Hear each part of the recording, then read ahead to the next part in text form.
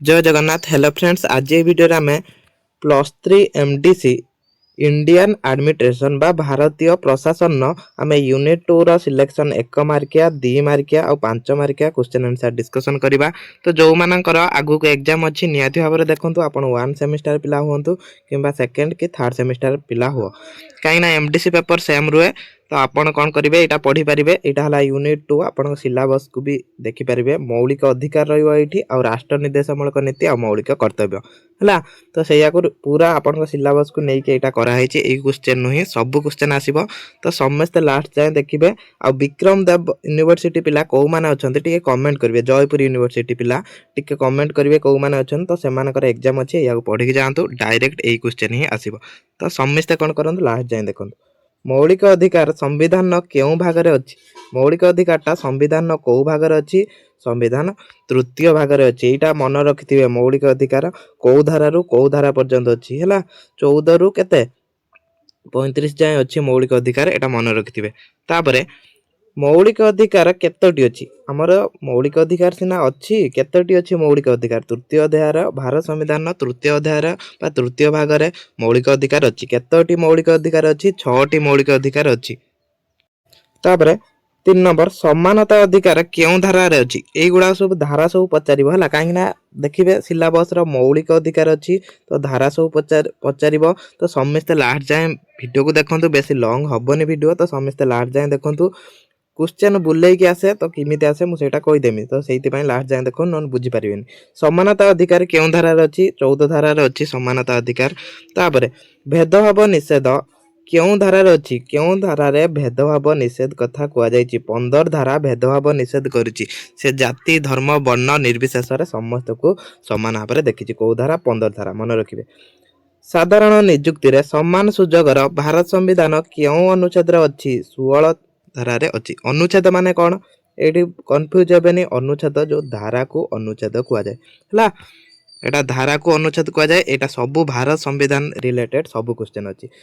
स्वाधीनता अधिकार क्यों धारा अच्छी? क्यों धारा माने बुझीपार ना? भारत संविधान क्यों धारा अच्छी? क्यों धारा अच्छी? 19 धारा। तो युवा पढ़ो, युवाक बहुत इंपोर्टाट रहा कहीं गवर्नमेंट एग्जाम भी ये क्वेश्चन आसे है। कहीं भारत संविधान विषय अच्छी। तो समस्ते भल भाव पढ़ु। जीवन और व्यक्तिगत स्वाधीनता क्यों अनुच्छेद बा क्यों धारा अच्छी? यहाँ जीवन और व्यक्तिगत स्वाधीनता कथा 21 धारा अच्छी। तापर शिक्षार अधिकार क्यों अनुच्छेद अच्छी? 21 धारा क शिक्षागत अधिकार कथा अच्छी। यहाँ शिशु मान दि जाए। शोषण विरोधी अधिकार क्यों अनुच्छेद बा क्यों धारा अच्छी? शोषण विरोधी अधिकार 23 धारा अच्छी। अनुच्छेद जहाँ धारा से आ कौ अनुच्छेद अच्छी माने कौन? भारत संविधान क्यों अनुच्छेद बा क्यों धारा अच्छी। धर्म स्वाधीनता अधिकार क्यों अनुच्छेद? 25 धारा अच्छी 25 अनुच्छेद अच्छी। संविधान प्रतिकार अधिकार क्यों अनुच्छेद अच्छी? यहाँ 32 अनुच्छेद बा 32 धारा भी कहींपारे। आपतकालीन समय बा एटा जरूरी कालीन समय भी आसीपारे। क्यों अधिकार रद्द हो जाए? मौलिक अधिकारटा रद्द हो पारे। तापरे एठी बुझीपारे से कहूँ लास्ट जाए देखो। एटा डीपीएसपी। तो आपनकर कौन ये डीपीएसपी आसीपारे क्वेश्चन? हाँ आसीपारे। न दब राष्ट्र निर्देशमूलक नीति। यहीटा कौन? राष्ट्र निर्देशमूलक नीति मन रखिथे। क्वेश्चन पचारा बेले राष्ट्र निर्देशमूलक नीति पचारे। यदि ओडिया आसुची राष्ट्र निर्देशमूलक नीति आसीबो। क्यों भागरे अच्छी? चतुर्थ भागरे अच्छी। मौलिक अधिकार तृतीय भागरे, राष्ट्र निर्देशमूलक नीति चतुर्थ भागरे अच्छी। 36 धारा ठारू आरंभ होगी 50 धारा पर्यंत अच्छी। 50-51 धारा पर्यंत राष्ट्र निर्देशमूलक नीति लिपिबद्ध। तापरे डीपीएसपी बा राष्ट्र निर्देशमूलक नीति क्यों देश गृहीत? आयरलैंड रु एटा गृहीत होइछि। डीपीएसपी कानून भाव में बाध्य करे कि बाध्यकारी कि नुहे? एटा बाध्यकारी नुहे। समस्ते लास्ट जाए देखो कहीं ये 1 मार्किया 2 मार्किया 5 मार्किया कंप्लीट हम। वीडियो 10 रु 15 मिनिट हेने भी आप देखिए जातु कहीं 2 मार्किया क्वेश्चन आउ 1 मार्किया सबू ये आसो। डीपीएसपी क्यों अनुच्छेद आरंभ? 36 धारा आरंभ कही। 36 धारा आरंभ जोटि मौलिक अधिकार 35 शेष होची। 36 राष्ट्र निर्देशमूलक नीति आरंभ। तो भल भाव जो मैंने क्लास कर आराम से जाए एग्जाम क्वेश्चन आंसर दे पारे। डीपीएसपी मुख्य उद्देश्य कौन? कल्याण हूँ यार मुख्य उद्देश्य। ग्राम पंचायत संपर्क तत्व डीपीएसपी की? हाँ ଡିପିଏସ୍ପି କେଉଁ ପ୍ରକୃତିର ରାଜ୍ୟ ଗଠନ କରିବାକୁ କହେ? କଲ୍ୟାଣକାରୀ ରାଜ୍ୟ ଗଠନ କରିବାକୁ କହେ। ମୌଳିକ କର୍ତ୍ତବ୍ୟ କେଉଁ ଭାଗରେ ଅଛି? ଏଟା ଭାରତ ସମ୍ବିଧାନ ଚତୁର୍ଥ ଭାଗରେ ଅଛି, 51 ଧାରା କରେ ଅଛି ହେଲା। ମୌଳିକ କର୍ତ୍ତବ୍ୟ କଥା ଏଇଟା ମନେ ରଖିଥିବେ, ଏକ ମାର୍କିଆ କ୍ୱେଶ୍ଚନ ଆସିବ। 51 ଧାରା କରେ ମୌଳିକ ଅଧିକାର ଗୁଡ଼ିକ ବର୍ଣ୍ଣନା କରାଯାଇଛି। କେତୋଟି? 11ଟି ମୌଳିକ ଅଧିକାର ପ୍ରଥମେ ଭାରତ ସମ୍ବିଧାନ ନଥିଲା, କିନ୍ତୁ 1976 ମସିହା ପରେ ଯେତେବେଳେ ଆମର 42ତମ ସମ୍ବିଧାନ ସଂଶୋଧନ ହେଇଥିଲା, এই ମୌଳିକ ଅଧିକାର 10ଟି ସେତେବେଳେ ଏଡ୍ କରାଯାଇଥିଲା। ତାପରେ ପୁଣି 2002 ମସିହାରେ 84ତମ ସମ୍ବିଧାନ ସଂଶୋଧନ ପରେ କ'ଣ କରାଯାଇଥିଲା ନା ଆଉ ଗୋଟେ ମୌଳିକ କର୍ତ୍ତବ୍ୟ ଏଡ୍ କରାହେଲା। ଟୋଟାଲି ଏବେ 11ଟି ମୌଳିକ କର୍ତ୍ତବ୍ୟ ଅଛି। ପଢିପାରେ କେତୋଟି ମୌଳିକ କର୍ତ୍ତବ୍ୟ ଅଛି? 11ଟି। ମୌଳିକ କର୍ତ୍ତବ୍ୟ କେଉଁ ସଂଶୋଧନରେ ଯୋଡ଼ାଗଲା? ଏଇ 42ତମ ସଂଶୋଧନ କେବେ ହେଇଥିଲା? 1976 ମସିହାରେ ହେଲା। ପଢିପାରେ କୋଉ ମସିହାରେ ହେଇଥିଲା? 1976। ମୌଳିକ କର୍ତ୍ତବ୍ୟ କେଉଁ ଦେଶରୁ ଗୃହୀତ? ଏଟା ରୁଷରୁ ଗୃହୀତ ହୋଇଥିଲା। ମୌଳିକ କର୍ତ୍ତବ୍ୟ କାହା ପାଇଁ? ନାଗରିକଙ୍କ ପାଇଁ ହିଁ ମୌଳିକ କର୍ତ୍ତବ୍ୟ ପ୍ରଦାନ କରାଯାଇଛି। ଜାତୀୟ ପତାକା ସମ୍ମାନ କରିବା କ'ଣ? ଏଇଟା ହେଉଛି ଗୋଟେ ମୌଳିକ କର୍ତ୍ତବ୍ୟ। ଏଟା ହେଉଛି ଆମର ଗୋଟେ ମୌଳିକ କର୍ତ୍ତବ୍ୟ। ଆମ ଜାତୀୟ ପତାକାକୁ ସମ୍ମାନ କରିବା, ଆମ କ'ଣ ଆମ ଭାରତ ସମ୍ବିଧାନକୁ ସମ୍ମାନ କରିବା, ଏଗୁଡ଼ାକ ହେଉଛି ମୌଳିକ କର୍ତ୍ତବ୍ୟ। ପରିବେଶ ସୁରକ୍ଷା କେଉଁ ଅନୁଚ୍ଛେଦ ସହ ସମ୍ପର୍କିତ? 51 ଧାରା କ ସହିତ, ମାନେ ଏଇଟା କ'ଣ ମୌଳିକ କର୍ତ୍ତବ୍ୟ ସହିତ ଜଡ଼ିତ, କାହିଁକିନା ମୌଳିକ କର୍ତ୍ତବ୍ୟ 51 ଧାରା କରେ ଅଛି। ସମ୍ବିଧାନ ଆଇନ ପାଳନ କରିବା କ'ଣ ମୌଳିକ କର୍ତ୍ତବ୍ୟ? ତ ସମସ୍ତେ ଲାଷ୍ଟ ପର୍ଯ୍ୟନ୍ତ ଦେଖନ୍ତୁ, ଯେଉଁମାନେ ଲାଷ୍ଟ ପର୍ଯ୍ୟନ୍ତ ଦେଖୁଛନ୍ତି ଏକ୍ଜାମରେ ଭଲ କରିପାରିବେ, ଏହି କ୍ୱେଶ୍ଚନ ହିଁ ଆସିବ। ବୈଜ୍ଞାନିକ ମନୋଭାବ ବିକାଶ କରିବା କ'ଣ? ଏଟା ହେଉଛି ଗୋଟେ ମୌଳିକ କର୍ତ୍ତବ୍ୟ। ତାପରେ ମହିଳାଙ୍କ ଗରିମା ସୁରକ୍ଷା କରିବା କ'ଣ କର୍ତ୍ତବ୍ୟ? ମୌଳିକ କର୍ତ୍ତବ୍ୟ। କାନୁନ ଭାବରେ ବାଧ୍ୟକାରୀ କି ନୁହେଁ? ଏଟା କାନୁନ ଭାବରେ ବାଧ୍ୟକାରୀ ନୁହେଁ। ତାପରେ ଏଇଠି ଇମ୍ପୋର୍ଟାଣ୍ଟ କ୍ୱେଶ୍ଚନ ରହିବ 2 ମାର୍କିଆ 5 ମାର୍କିଆ। ତ ଏଇଟା 2 ମାର୍କିଆ ଲେଖା ହେଇଛି କାହିଁକି ନା ଏ କ୍ୱେଶ୍ଚନ 2 ମାର୍କିଆ ଆସିଲେ ଧର ଏତିକି ଲେଖିବେ, ଯେ 2 ମାର୍କିଆ ଆସୁଛି ଏତିକି ଲେଖିବେ। ଏଇ କ୍ୱେଶ୍ଚନ ବି 5 ମାର୍କିଆ ଆସିପାରିବ। ତ ସେଥିପାଇଁ ଡାଇରେକ୍ଟ ସିଲେକ୍ସନ କ୍ୱେଶ୍ଚନ ଦିଆଯାଇଛି, ଆଉ ଆନ୍ସର ଖାଲି ବୁଝିବା ପାଇଁ ଏଟା 2 ମାର୍କ ଅନୁସାରେ ଲେଖିବେ। ଦେଖନ୍ତୁ ଏଇ ଯୋଉ 2 ମାର୍କିଆ କ୍ୱେଶ୍ଚନ ୟୁନିଟ୍ 2 ର ଯୋଉ ମୋଷ୍ଟ ଇମ୍ପୋର୍ଟାଣ୍ଟ ରହିବ ମୁଁ କହିଦଉଛି, ଦେଖିବେ ଏଇ କ୍ୱେଶ୍ଚନ ଆସିବ। ମୌଳିକ ଅଧିକାର କହିଲେ କ'ଣ ବୁଝ ବା? ମୌଳିକ ଅଧିକାର କ'ଣ? ରାଷ୍ଟ୍ର ନିର୍ଦ୍ଦେଶମୂଳକ ନୀତି କ'ଣ? ମୌଳିକ କର୍ତ୍ତବ୍ୟ କ'ଣ? ଆଉ ଭାରତ ସମ୍ବିଧାନର ବୈଶିଷ୍ଟ୍ୟ ଲେଖ। ଏଇ ଯୋଉ 4ଟା କ୍ୱେଶ୍ଚନ କହିନି, ୟା ଭିତରୁ ଯାହା ବି ହଉ ଆସିବ। 2ଟା କ୍ୱେଶ୍ଚନ ୟା ଭିତରୁ ଯାହା ବି ହଉ ଆସିବ, ମନେ ରଖିଥିବେ। ପ୍ରଥମେ ଜାଣିବା ମୌଳିକ ଅଧିକାର କହିଲେ କ'ଣ ବୁଝ? ମୌଳିକ ଅଧିକାର କ'ଣ ନା ମୌଳିକ ଅଧିକାର ହେଉଛି ସଂବିଧାନ ଦ୍ୱାରା ନାଗରିକମାନଙ୍କୁ ପ୍ରଦତ୍ତ ମୌଳିକ ସ୍ୱାଧୀନତା ଆଉ ସୁରକ୍ଷା। ଏଇଟା ହେଉଛି କ'ଣ ଆମର ମୌଳିକ ସ୍ୱାଧୀନତା ଆଉ ମୌଳିକ ସୁରକ୍ଷା। ଏହା ଭାରତୀୟ ସମ୍ବିଧାନ 3ୟ ଭାଗରେ ଉଲ୍ଲେଖିତ। ଏହି ଅଧିକାର ଗୁଡ଼ିକ ନାଗରିକ ଜୀବନ, ସ୍ୱାଧୀନତା, ସମାନତା ଓ ଗରିମାକୁ ସୁନିଶ୍ଚିତ କରେ। ଏଇଟା କ'ଣ କରେ?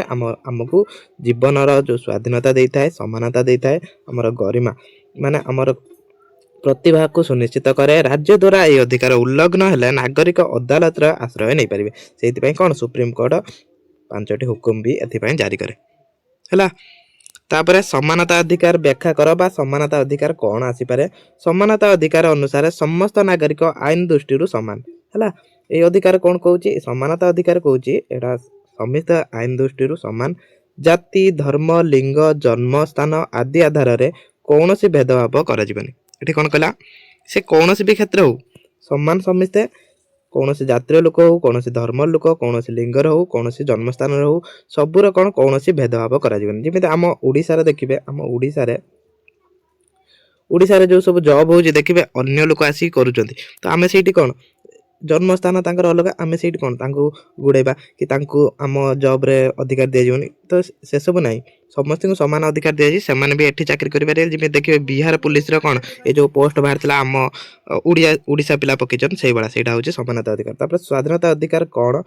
ସ୍ୱାଧୀନତା ଅଧିକାର ନାଗରିକମାନଙ୍କୁ ମତ ପ୍ରକାଶ, ଚିନ୍ତା, ଆନ୍ଦୋଳନ, ବାସସ୍ଥାନ, ପେଶା ଚୟନ ସ୍ୱାଧୀନତା ଦିଏ। ଆମକୁ ସବୁ କ୍ଷେତ୍ରରେ ସ୍ୱାଧୀନ ଦିଏ। ଆମେ ମତ ପ୍ରକାଶ, ଆମେ ଭୋଟ ଦେଉଛନ୍ତି, ତ ଆମ ନିଜ ସ୍ୱାଧୀନତା ହିସାବରେ ଦେଉଛନ୍ତି, ଆମେ ସ୍ୱାଧୀନତା ଚିନ୍ତା କରିପାରୁଛନ୍ତି, ଆନ୍ଦୋଳନ କରିପାରୁଛନ୍ତି।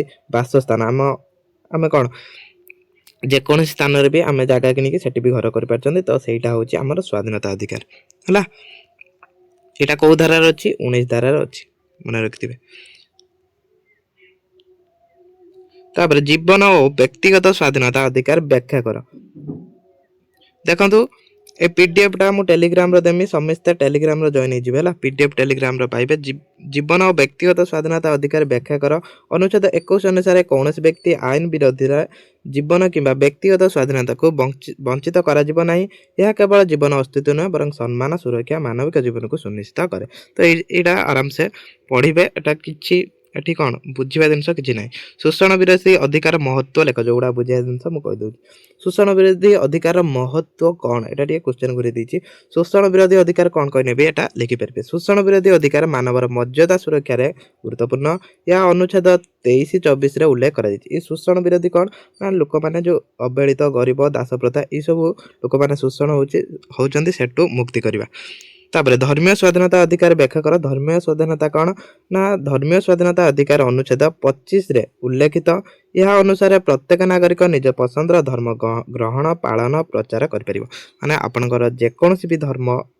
ग्रहण करिवार थिबो आपण निज इच्छा रे निज पसंद रे धर्म ग्रहण करिवे से धर्म को तार जो रीतिनीति पालन करिवे ता सहित से धर्म को भी प्रचार करि परिबे तो याद्र कौनसी प्रतिबंधक नाही भारत धर्मनिरपेक्ष देश हेतु समस्त धर्म को सम्मान दिया जाए एठी सब धर्म सम्मान कौनसी भी राष्ट्रीय धर्म नाही तथापि सर्वजन शांति और नीति रक्षा पई किछि सीमा रहिछि तथापि किछि सीमा रहिछि संवैधानिक उपाय अधिकार कौन एटा संवैधानिक उपाय अधिकार अनुच्छेद 32 रे एटा संविधान प्रतिकार अधिकार है संविधान उपाय अधिकार जहाँ संविधान प्रतिकार एटा तो पड़ोनी संविधान उपाय अधिकार एटा पड़ो संवैधानिक प्रतिकार अधिकार कौन एटा आसीबो है संविधान प्रतिकार अधिकार से कहूनी खाली पीडीएफ नहीं गले हेनी स्क्रीनशॉट नहीं हेनी लास्ट जाए देखूँ संविधान उपाय अधिकार अनुच्छेद 32 रे उल्लेखित मौलिक अधिकार उल्लंघन हेले नागरिक सुप्रीम कोर्ट किंबा हाईकोर्ट रे रिट आवेदन माध्यम न्याय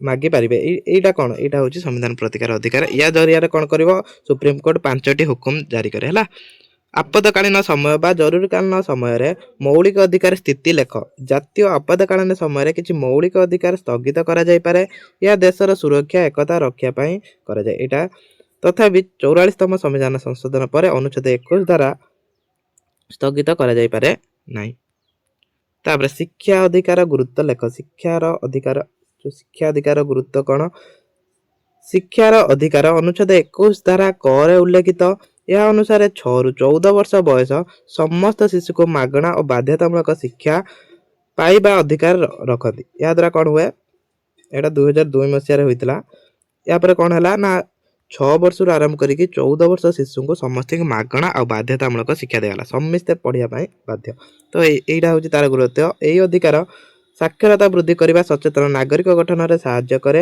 याद्वारा कौन हम साक्षरता माने आम पाठपढ़ा पिला कौन वृद्धि हम शिक्षा द्वारा लोकतंत्र शक्तिशाली हुए समाज रे समस्त वर्गर समस्त उन्नति संभव हुए याद्वारा समस्त उन्नति हम शिक्षा संस्कृति और शिक्षात्मक अधिकार व्याख्या कर संस्कृति और शिक्षात्मक अधिकार कौन संस्कृति और शिक्षात्मक अधिकार अनुच्छेद 29 और 30 रे उल्लेखित ए अनुसार अल्प संख्यक समुदाय निज भाषा लिपि संस्कृति सुरक्षा करें जो मैंने अल्प संख्यक रोचंती अन्य धर्म लोक द्वारा आम तो विभिन्न संस्कृति रही तो सेमानकर अधिकार 29 रु 30 धारा दि जाइए मौलिक अधिकार सीमाबद्धता कौन एटा ये करेंगे राष्ट्र सुरक्षा नीति ये सब रोचे तार सीमाबद्धता राष्ट्र निर्देशमूलक नीति कौन मुझे मोस्ट इम्पोर्टाट जो 4टी क्वेश्चन कहनी ता भर 2टी आसो ये क्वेश्चन भी आसो सब राज्य नीति निर्देशक तत्व होउची संविधान भाग 4 रे थिबा नीतिमूलक निर्देश एटा केते 4 बा चतुर्थ भाग रे अछि या आधार राज्य आईन और नीति गठन करे या मुख्य लक्ष्य सामाजिक आर्थिक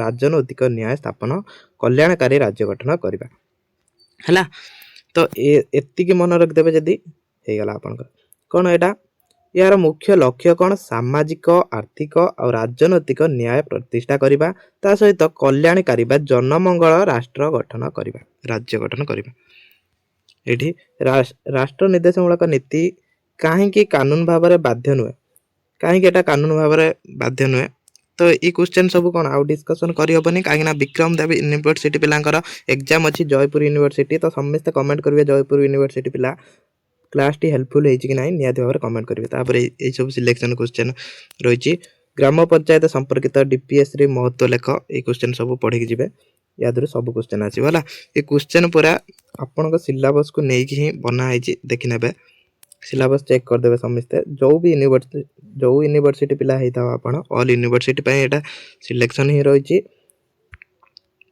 भल भाव में पढ़ी जी फर्स्ट सेमिस्टर पिला हुआ सेकंड सेमिस्टर थर्ड सेमिस्टर हुआ ये सिलेबस को चेक करदब आम पूर्व भी क्लास करते एटा भारतीय प्रशासन एमडीसी सिलेबस सेम रुए खाली आपणकर कौ सेमिस्टर कौटा चूज कराब ता निर्भर तो क्लास टी रखा जय जगन्नाथ।